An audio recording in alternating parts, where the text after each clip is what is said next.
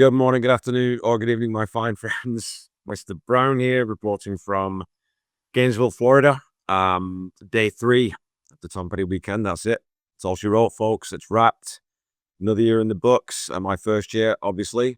I'm gonna do a more comprehensive recap of my experience down here, because obviously these sort of little short updates that I've been publishing during the weekend. I've just been off the cuff. I'm recording them as soon as I get home after the day's events, so I'm not really putting any thought into them. I'm just kind of giving you my thoughts, spur of the moment as I get out of the room, so to speak. So I'll put it together a more thoughtful recap of the whole 3 days and sort of go through, my thoughts of what happened. So Sunday, November 9th, we started out. Well, actually, sorry, before we got to the weekend, a friend of mine who I met through my friend Corey's Van Halen podcast and the podcast Will Rock, Brad Gould. He's a chap that lives down in St. Lucie in Florida, southeastern Florida. Super nice guy. I've always got on well with him online, and he drove up basically to sort of come and visit with me, which was incredibly kind of him. Got to pass the Tom Petty weekend as well and came to the second day. But it was fantastic hanging out with Brad. And he's obviously been a Floridian. He wanted me to experience Florida. He wanted me to see some gators. So we went down for a walk through, it's called the La Chua Trail. I think that's right. And there are just alligators out in the wild. And not like just one or two, like dozens of them. So it was super cool seeing, very different topography and different fauna, flora. The trees are all different here. They've got they're called living oaks, and they sort of grow across. They grow out. They don't sort of grow straight up. They bend. Super weird. And then there's this stuff that looks kind of like almost like fur or dust. Something it's called Spanish moss. I learned, which looks really really cool, and it gives the whole place a very. You feel like you're in the south. I was talking to Brad and I think a couple of other people about the fact that because all the trees and the grasses and the ferns and everything, all the vegetation down here the species are so drastically different from what we have in Saskatchewan, or even what we have back in England. You really do feel like you're in a very, very, very different place. I mean, I know you are, obviously, because we're from thousands of kilometers from home, but you don't always feel that way. You always just feel like you've moved a little bit left or a little bit right. Well, this feels like a big shift. So it was brilliant seeing alligators. It was great seeing hanging out with Brad. Brad also drove me around the University of Florida campus, because this is his alma mater. This is where he went. Massive. I would say that University of Florida campus is at least 3 or 4 times bigger than Saskatoon city center. Like, it's just huge. It's absolutely enormous. So much bigger than the U of S campus. And then, yeah, we got to the picnic, which was hosted by the Tom Petty Nation at Tom Petty Park, which was a lot of fun. We saw performances by Keith Eveland, who had been sick. He's been in a lot of pain and he's been having some trouble. So it was really good to see Keith be able to get out and sort of enjoy a weekend that is, that's kind of in ink on his calendar. And I know that when he turned up, everyone just went crazy because everyone loves Keith there. Keith is the founder of Tom Petty Nation, which is the official, obviously I'm talking preaching the converted here, but is the official Tom Petty fan club, essentially. He's a great guy. He puts so much effort into it, just as a volunteer, unpaid. So he turned up and he played some songs, and he played Dark as the Sun, which is one of my favorite songs from Into the Great Wide Open. And I was telling him, and I think I mentioned it to a few other people too, and I think I even talked about it I've talked on the podcast for sure at some point, but one of my very favorite Mike Campbell solos, even though it's not a shred fest, and it's not one of those where you're, it's virtuosic in that way. It's not fast or anything, but such a brilliantly constructed, beautifully melodic solo. So to keep playing that one was super cool. And then Shine was also out there with her guitar, and she sat down and played. I mean, just this lady we're going to talk about Shine again, but it was fantastic.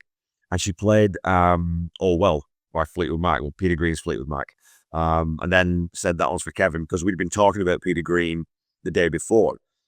So that was extremely cool of her. She didn't need to name check me, but it just shows the class that this lady has. And also an incredible version of All Well. She used different sort of different inversions on that lick, on that, it's such a famous riff, such a famous lick that I wouldn't have thought that if you changed it a little bit, I didn't know if it wouldn't have the same impact, but my God, did it ever. And of course, Shine's got so much charisma and personality that she just nailed it. Indoor stage, I saw Jeff Slate, who was very, very good, as always. And I sat down with him in the sort of the gap between the green room and the stage. We sat there and we chatted for, like 35 minutes or so. So that'll be coming out at some point. I'll get that out released. And then on the outdoor stage, have Gun Will Travel were fantastic. Really, really good band. Really enjoyed those guys.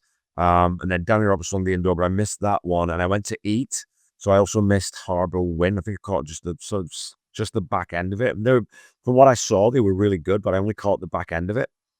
And I went inside to see Shine perform again. Right. I said this to a couple of people at the weekend, and I'm not. I don't think that I'm sort of overselling this when I tell you that I've seen, if you're talking about sort of big bands, big acts, I've seen U2, I've seen Pink Floyd, I've seen AC/DC, I've seen The Who, I've seen Queen and Adam Lambert, I've seen Fleetwood Mac, I've seen Elton John. I've seen some good bands. I've seen like Bryan Adams, who's a much better performer than I ever thought he was. I've seen Foo Fighters, who are one of my favorite bands live. Iron Maiden, I've seen it loads, but I would put that 4-song set by Shine easily in my top 5, probably in my top 3 live performances that I have ever seen. That's how good it was. She played a bunch of blues and sort of soul, and she did a version of Hey Joe with a loop pedal that was just, oh my God, it was mind blowing. It was standing room only in the room when she played, and people were on their feet after every song. It was just, she's one of those performers who, if she never makes it big, quote unquote, whatever that means for people, she never makes it big, it won't because of a lack of talent. It'll be, not the right circumstances or bad luck, or just, maybe she's not the right personality, not the right type for, mass consumption. But in terms of talent, oh man, I just can't. I don't have words. I always have words, but I don't have words. She's just that good. So check her out. You've got to check out Shine the Shakers. Anytime you can. If they're anywhere near you, go see them play, because you will not be disappointed. Outdoor stage, before the Wallflowers, was a band called Morning Bell, who were also absolutely outstanding. More of a sort of like an indie rock type of band. And they were so good. And I didn't get a chance to talk to them because they all had to get off the stage really quickly, because then they had to set up for the Wallflowers. They were the closest. But Morning Bell were a really, really good, really tight, very well rehearsed, very, very good band. Just, those bands who, they're just a good band. Then at 8 o'clock, just after 8 o'clock, the Wallflowers hit the stage. And I did see Wallflowers in Saskatoon with my friend Corey. They were sporting ZZ Top. Now we were, quite a ways back. We had good seat space in the stage, but we were, sort of, I think we were up a level maybe. So you couldn't really see the band, you know what I mean? You couldn't see see them up close. Tonight, I was at the front of the stage. So I was, I don't know, I could have touched Jacob Dylan with a pool cue, is how close I was to the guy. Incredible performer, first and foremost. I would say he's one of those guys who maybe you wouldn't expect to have so much charisma and so much presence on stage, or maybe you would. But he's a very interesting presence. He's got a very sort of wry, there's a comedy about him, there's a humor about him and a warmth about him that I didn't necessarily expect. And I'll tell you this, he is looking so much like his dad as he gets older. Like, the older he gets, the more he looks like Bob Dylan. This Jacob Dylan is the singer, obviously, the Wallflowers. Great singer. His band was tight as a drum. The drummer and the bass player, again, another phenomenal rhythm section. Great lead guitar player. They had a guy playing lap steel and then playing some other guitars and this kind of stuff. And then again, the great keyboard players also. Fantastic way to close out the weekend. They did Change of Heart was like the 5th song I think they did. And then when they came back out for their encore, they did You Got Lucky, Refugee, and The Waiting. So they did, and then they finished with, oh my God, what's the name of the song?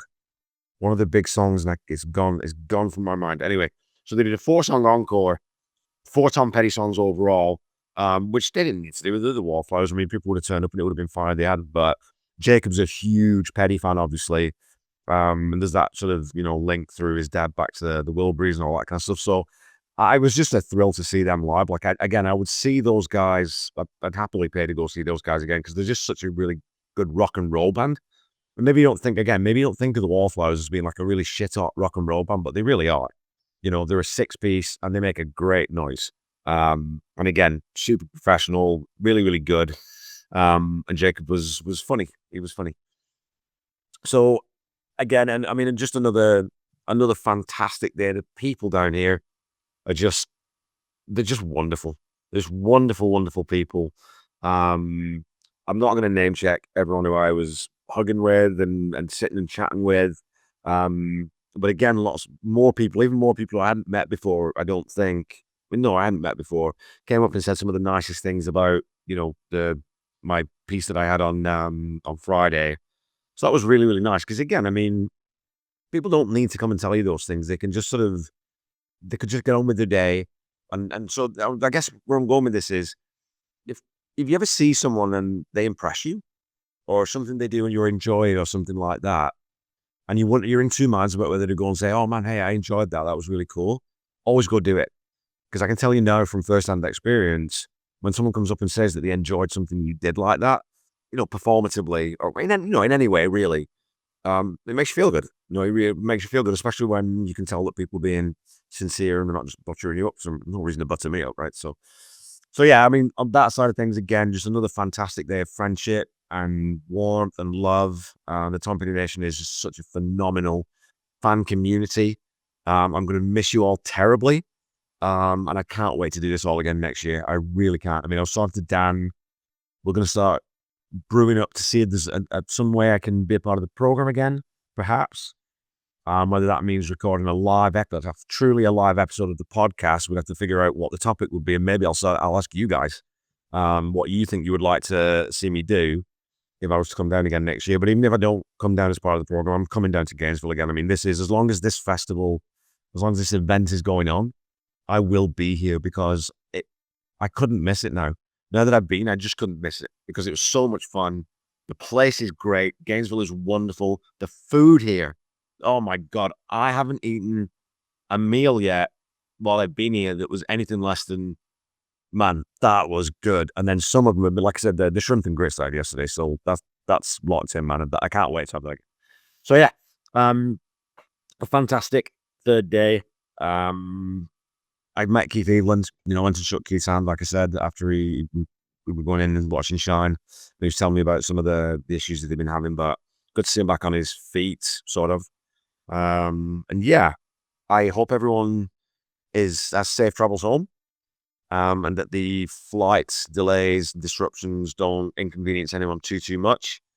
So please stay safe and healthy. Tell each other you love yourself. Tell each other you love yourselves. Tell each other you love each other. That's a bad sentence, Kev. Say I love you to someone at least once a day. Say I love you a lot because it makes a difference in the world to spread love in that way. I'm just rambling now, aren't I? I should just get off this damn thing. Okay. So again, thanks for everyone for such a fantastic weekend up and down.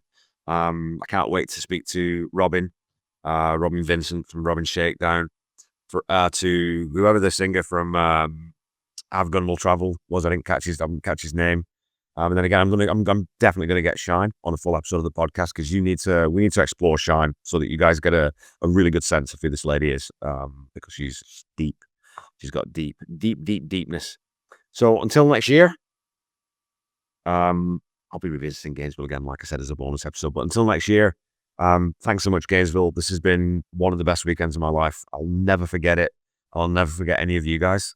So yeah, stay safe and healthy, and I'll be back with you to talk about Tom Petty again at some point next week, or this week now, I guess. Okay, bye. I love you all.